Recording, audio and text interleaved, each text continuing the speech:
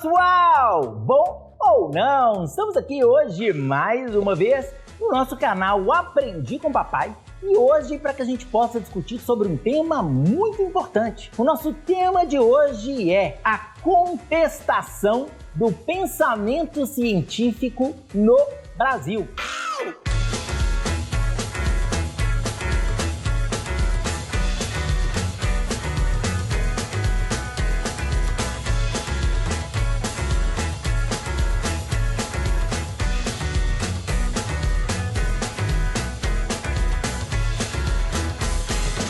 Gente, esse tema é muito importante, levando em consideração o contexto atual e as várias situações que envolvem, de fato, o que a gente chamaria de negacionismo, ou seja, essa negação aos preceitos científicos, às pesquisas, aos experimentos, aos artigos, às conclusões científicas como um todo, algo que tem acontecido com muita frequência, não só na sociedade brasileira, mas também em todo o mundo. A sua tese para esse tema especificamente vai ser que essa questão do negacionismo é um grande problema.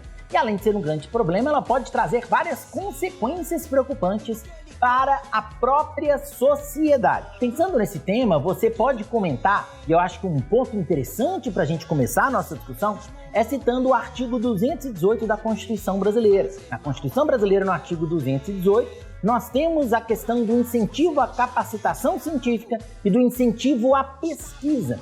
Só que apesar de a Constituição garantir esse tipo de incentivo, quando a gente vai analisar na prática, nós temos corte de verbas na educação, nós temos corte de bolsas de iniciação científica, nós temos falas, por exemplo, que as universidades são ambientes para balbúrdia, para o uso de drogas, o que de certa forma faz com que algumas pessoas entendam então que o pensamento científico pode ser contestado. Esse problema, claro, né, gente, ele é um dos fatores que fazem com que a gente tenha essa grande contestação, o que é um grande desafio, e esse repertório é uma maneira interessante da gente começar a enxergar esse problema. Como argumento, você vai trazer, obviamente, a questão do pouco incentivo à ciência e à pesquisa acadêmica no Brasil. Você vai amarrar essas duas coisas. Nós temos pouco incentivo à pesquisa, nós temos pouco incentivo à ciência no nosso país como um todo, o que faz com que essa situação acabe sendo ainda mais problemática. Você pode trazer como argumento também uma separação em relação ao negacionismo. Você pode trazer especificamente um movimento.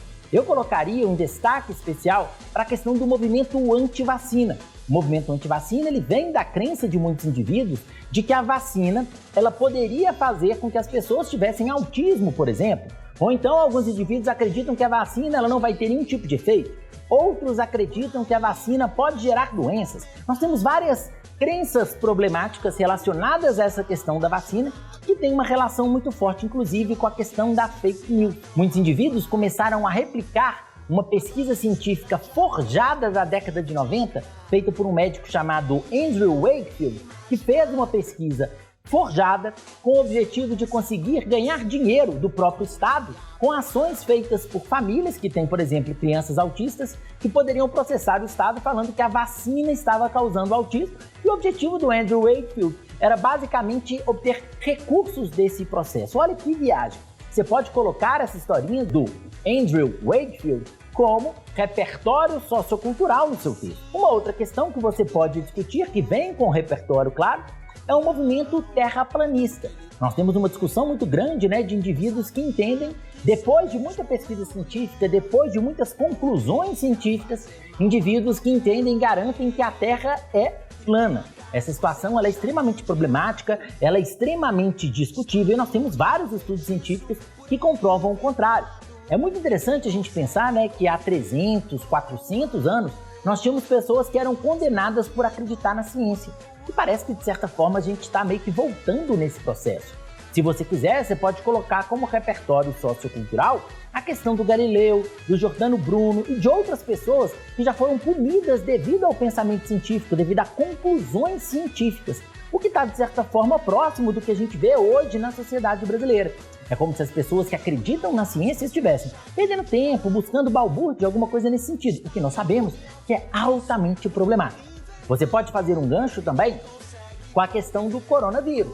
O coronavírus ele nos coloca diante do pensamento científico o tempo inteiro.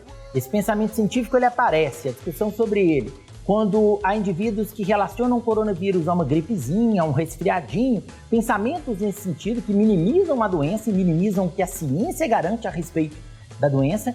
Nós temos discussões relacionadas ao tratamento para a doença, né? Essa tentativa de governos de muitas vezes fazerem com que um tratamento seja aprovado, mesmo sem a comprovação científica da sua eficácia, o que nós sabemos que é um desafio muito grande. A crise que a gente tem, né, entre a OMS e lideranças políticas no mundo, o que nós percebemos de fato que isso é uma representação de um grande embate entre ciência e crenças pessoais, de fato. Pensando em tudo isso, nós precisamos de propostas de intervenção.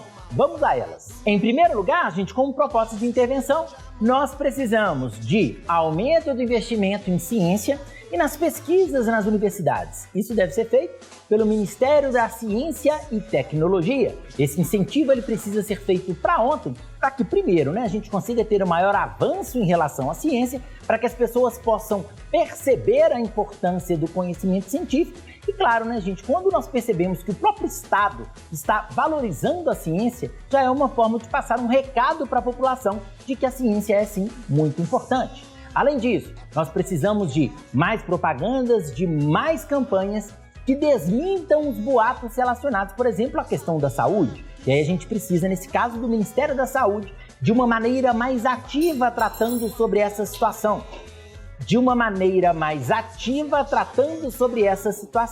Isso pode ser feito, por exemplo, por meio de propagandas que devem ser colocadas para a população, mostrando e desmentindo vários boatos que acontecem relacionados à questão da saúde no Brasil. Por exemplo, as questões que envolvem o movimento anti-vacina. Além disso, para que esse processo de vacinação seja mais eficiente, você pode tratar sobre questões que envolvam também campanhas de vacinação que sejam mais envolventes para a família, mais envolventes para as próprias crianças, entrando também como proposta de intervenção para nós. Se você desenvolver seu texto muito para o terraplanismo e para as discussões em torno do terraplanismo, você pode também colocar propagandas que discutam sobre essa questão do formato da própria Terra, que comprovem que o pensamento terraplanista é equivocado, alguma coisa nesse sentido, também na sua proposta de intervenção. Beleza, pessoal? Depois não se esqueça de passar lá no meu site, aprendicompapai.com.br, para você conhecer o meu curso online completaço.